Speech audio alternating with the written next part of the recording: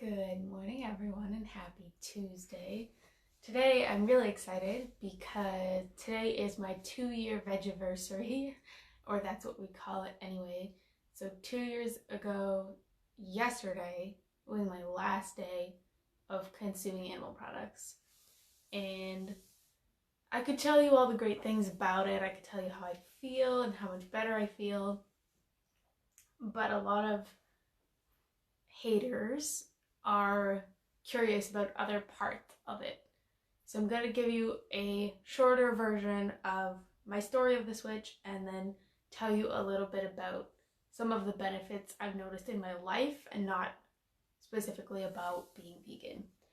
So initially I watched a bunch of animal documentaries and I binged them.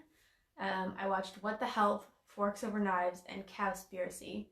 And some of them are very, very graphic. So if you haven't seen them, don't eat while you're watching them because it'll make you very uncomfortable.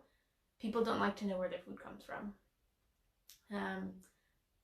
But it also started to affect my health because I already couldn't eat red meat. My body reacted very negatively to it.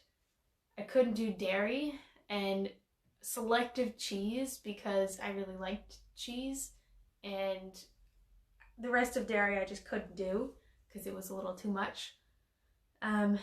But the first thing that I did was veganize all my favorite food. So mac and cheese has always been a comfort food for me. So I learned how to make vegan cheese sauce to go with my mac and cheese. And then I started adding vegetables into the cheese sauce. And then I started adding spices in, and that made a big difference. But the movie Game Changers, I know, has swayed quite a few people because people who work out, or usually men, are more convinced by that because they can physically see the difference. And I know there's an experiment in it where they get professional athletes to, one eats meat, one eats like red meat, white meat, and then one of them eats a substitute, and they test their blood. And that part usually sways a lot of people. But if you haven't seen them, I suggest watching them just for the educational value, even if you don't decide to eat more plants, but always a good option to learn about the biology of your body. So one of the big things for me was that I didn't actually know how to cook very well. I mean, I could make pasta and pancakes and the very basics, but I didn't really learn how to cook extensively until I made the switch. And trying new foods is a really big deal because I was so excited to try all these new foods. And some of them, people were always shocked to learn that I had never had, this food or that food. So getting to try new recipes was a big thing. So I try at the beginning once a week to watch a couple of videos that had recipe inspiration and then pick one and make it. And learned all kinds of new cooking terms, so that was always fun. Some of the favorite recipes that I've made were Thai red pepper curry soup, which I believe is either a Pickup Limes recipe or one from Madeline Olivia, who is a YouTuber in the UK.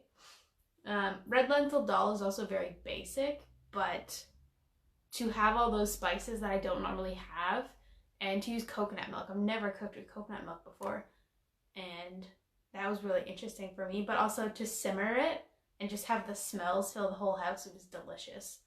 And naan is one of my favorite sides for food, so having more excuses to eat it was really great. Learning how to use spices was a huge thing because, gosh, when I went to university, I think I had 3 spices. Well, I had salt, pepper, I don't count those ones. Oregano and cinnamon was pretty much all I knew how to cook with, and the cinnamon was really just for pancakes. So oregano was the only spice I knew how to cook with, and now I've alphabetized our spice rack because we have a lazy Susan, and so I can just spin, get to the right letter, and pull out all the spices, but I usually cook with a minimum of 3 to 5 spices in each dish. And for some people that's not a lot, but for me who cooked with 0 before, that's a big improvement. And also, spices are really good for your immune system. So, good time to eat extra spices during COVID. Learning how to improve dishes. I think my taste buds, I forget the exact time frame, but every X number of months, and I think it's like 6 to 8 or something like that, your taste buds kind of regenerate. So my mouth actually doesn't remember what meat and dairy tastes like. And so in my brain, anyway, this is how I explain it to myself, that because it doesn't have to remember all of those flavors, that it's easier for me to pick out flavors in dishes. So when I eat food, I'm more perceptive about all the different flavors that I'm eating, and I know how to make the food better. So I'll taste something and I'm like, oh, next time I make this, I'm going to add a little bit of this because it'll really bring out the flavors of this. And my food is getting a lot better. I'm more impressed with myself, and I feed my family sometimes, and they have never not liked anything that I made. It's possible at the beginning they were just being nice, but I started with pretty straightforward dishes. But everything has been really good so far. Learning my favorite methods of cooking. So I'm not big on frying food. I'm more prefer to bake things, or to marinate things and then bake them to add extra flavor. But texture is a big one, because people who think of vegan food think of like super bland, flavorless food. But I would argue that vegans know how to use spices better than a lot of people, unless you grew up with them, because we have to learn how to spice the food, otherwise it's very bland. So texture-wise, obviously we're not eating meat, and so we have to learn how to manipulate the textures of other foods to get the same kind of consistency to the way that our brain will accept that food. So for example, if you want something that's more like pulled pork, you can use jackfruit because it's very stringy, but you have to press the water out of it first, because otherwise it doesn't dry properly and it's a little more soggy. But there's so much you can learn about the chemistry of food that, I mean, with a biology background, I'm very interested in the way that food is processed. So I think for me, learning even like all the different types of tofu, and if you want to make a specific thing with tofu, you have to get the right texture of tofu and then press all the water out. But it has such a wide variety of textures from a single food that the opportunities are pretty much endless for what you can use. I know I saw a lot of memes at the beginning, because I was in a bunch of vegan Facebook groups, that if cauliflower can be pizza and all of these other things, then don't limit your dreams. You can be anything you want, because people used to hate cauliflower, and now all of a sudden it's, you know, rice and pizza and all these other delicious things, and people kind of came around to the idea of cauliflower, which is really great. But also, I know my body better. I know what foods make my body feel good, and I know what ingredients or types, like brands of meat substitutes, that my body does not like. It's very picky, so I can tell the difference when I eat something that accidentally has something with milk in it and my body reacts poorly, to when something is like full fresh, nothing, no animal products whatsoever.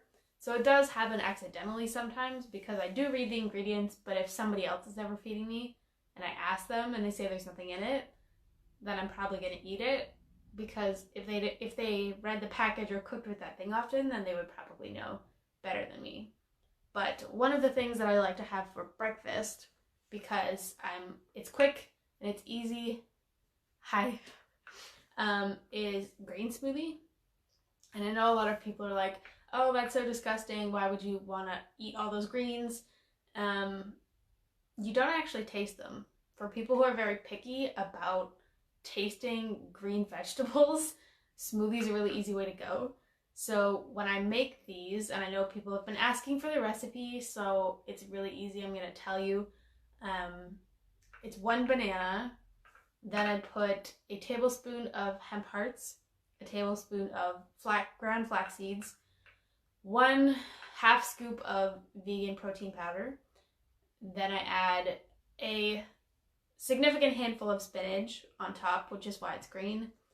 I used to open a capsule of spirulina into it when I had it because I found it in the vitamin cupboard.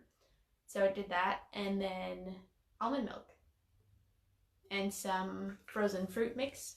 Usually the berry mixture will make a purple one, and the this one is strawberries and peaches and mango will make a green one. So it's not always green, sometimes it's purple, sometimes it comes out more of like a brown color, but I know that it has a lot of important vitamins and minerals and omegas for me that will get my day started the way I want to. I am good, how are you? So if you have any questions about veganism in general or just eating more plants, I'm always happy to talk about them. So I hope that you found this helpful. I know that being vegan makes you more aware of a lot of things, more decisive about a lot of things, and in general, my body feels lighter because I'm not weighed down with, my arteries slowly clogging, and I exercise more because I have more energy because I'm not eating those foods. And I mean, there is a learning curve, and a short PSA. There is a learning curve when you first do it if you're not used to eating beans and lentils and all of that stuff. So, short PSA, please soak your beans and lentils before you eat them because it will remove a lot of the compounds that cause bloating. So, just a tip that took me a little bit to figure out.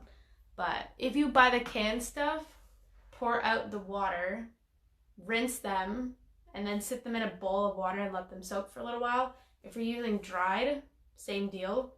Put them in a bowl of water, swish them around. If the water color changes or gets thicker, then there's still more to be removed. So drain the water, add more water, and just repeat the process until the water's clear. And that'll save your intestines some discomfort. But I hope you have a fabulous rest of your day, and I will see you later this week for a live video on Instagram.